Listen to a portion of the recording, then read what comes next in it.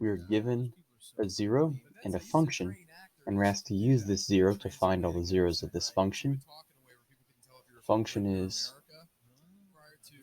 f of x equals x cubed minus x squared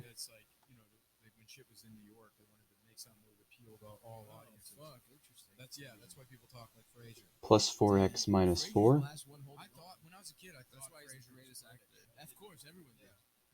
And the 0, we're told, is 2I. Well, in fact, we know that if a function has one complex 0, it must also have its complex conjugate as a 0. So that follows that the function also has the 0 negative 2I. And therefore, it follows that